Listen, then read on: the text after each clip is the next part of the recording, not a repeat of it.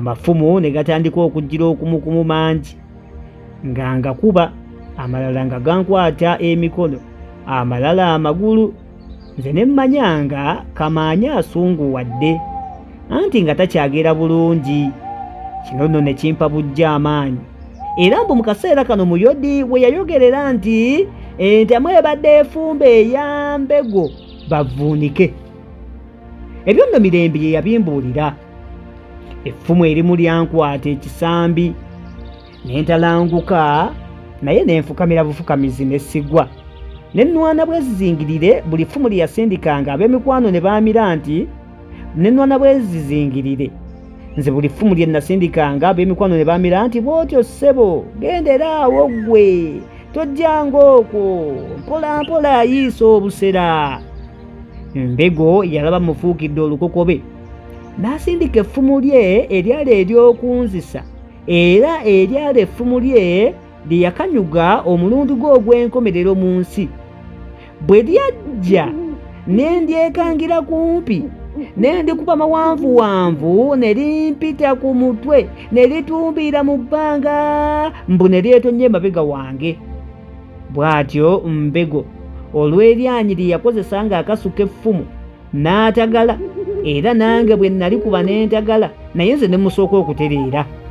Kyennava nnuma n'ogw'engulu ne nkoowola n'ag'omu buto gonna, ne musindikira effumu ne likwata ekkundi ly'engabo ye, ne ndaba nga kuvaako ensasi ne ligiyitamu ng'akambe bwe kayita mu muzigo, ne limugatta ebisambi byombi awo kumpi n'ebbunwe, n'alyoka yeerindiggula ennume ye ekigo ng'ente gye basibye amagulu gonna beddu. Bwe yagwa n'agwa ku gutundutundu gw'effumu erimu ku mafumu agaali gamenyese mu lutalo nga gwesimbye mu ttaka. Obwogi nga bwe butunudde waggulu ne gumuyitamu mu mbiriizi ne gukomekkereza omulimu gwe natandika. Nali wa mukisa bukisa nze obutasooka kukasuka ffumu na maanyi gange gonna, kubanga ddala mba kusooka Mbego kwemalamu nkakasa nga nze sandi lutonze. Ebyaddirira sibijjukira, wabula nzijjukira kino kyokka nti Mbego bwe yagwa ne ndaba ng'ensi yonna yeetooloola, ne mpulira ng'agwa. Awo nno bwe nakoma okutegeera. Bino byannyumizibwa Mikolo. Bwe nagwa Mikolo, Muyodi n'abantu abalala. Muyodi bye yalaalaganyizza ne bansitako akasaakaate k'abantu, era mu kawuuniikirira akakaddirira ne banneebagajja nga batya nti si kulwanga mikwano gya Mbego mu busungu bwabwe bankolako akabi. Abantu bonna okugenda okuwawamuka n'okutegeerera ddala ekibaddewo mbu bajje bantunuleko nga tebakyandaba. Banne ba Mbego tebaagoberera, era Mikolo yaŋŋamba nti singa baagoberera yabuusabuusa oba nga waliwo ku bo eyandizeeyo. Tikubanga Muyodi yagenda ng'atalize mabega waffe obubinja bw'abasajja be abaayiga obulungi amafumu, nga nze banneetisse nno ndi mu bubinja obwo nno abaasigalanga bakwebedde mbu balyoke babwetonnyemu nga tebamanyi. Ate bankuŋŋunsa nga tebeeramba kkubo, bagendanga basalinkiriza mu nsuku, era n'ewaffe tebandazaayo wabula bantwala wa Muyodi gye natuusibwa ng'obudde buzimeera.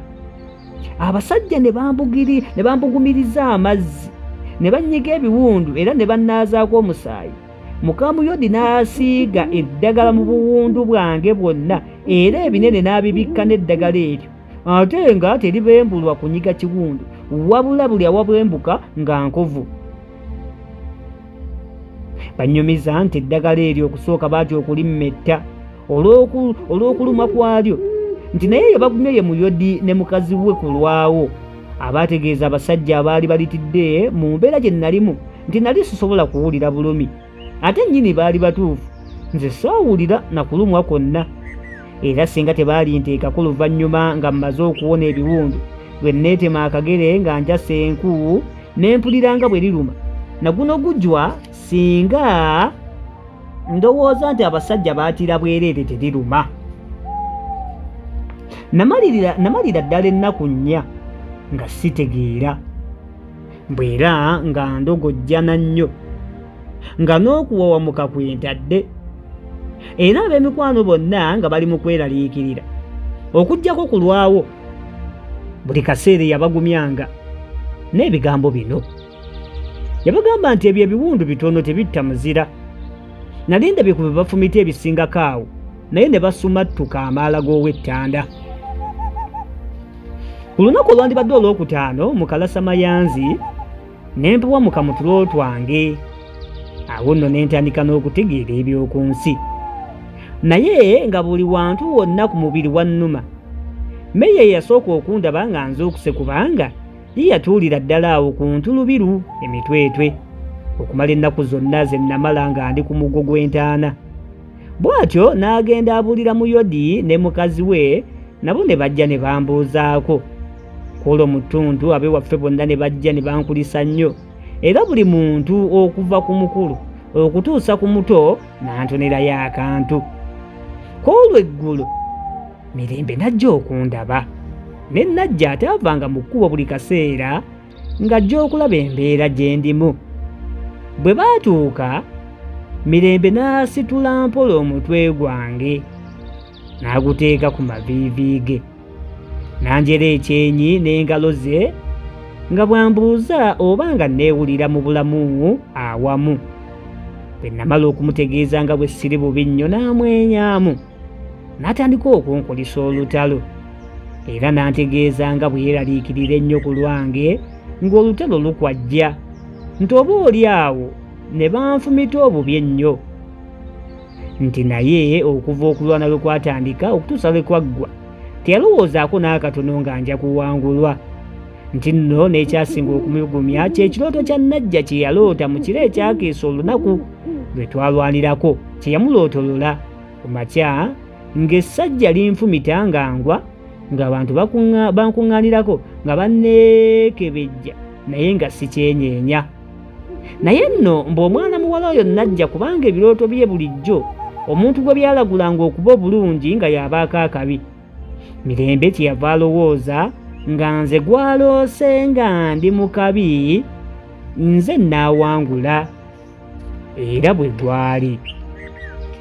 Mu kunyumya okwo era yantegeeza nti erinnya lyange mu kisaakaate, embuga ne mu byalo wonna lifuuse luyimba, nti era agasajja gali gantenda nnyo obuzira n'okumanya amafumu, nti nno gaali gaagala okujja gandabe ganjozeeyoze olw'okuwangula okwo, naye nga tegamanyi gye ndi, nti nga ye Mirembe tayinza n'akatono okugalagirira gye ndi.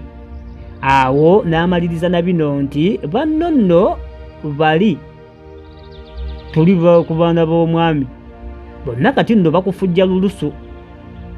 Okuva mu kaseera ako ebiwundu byange munnange tebyeyongera kuba bubi, era nga wayisewo ebbanga ttono ddala n'enzisuuka, kyokka amazooba geekolongolera ddala nga abiri nga sinnaddayo ku mbeera n'ebbala lyange erya bulijjo.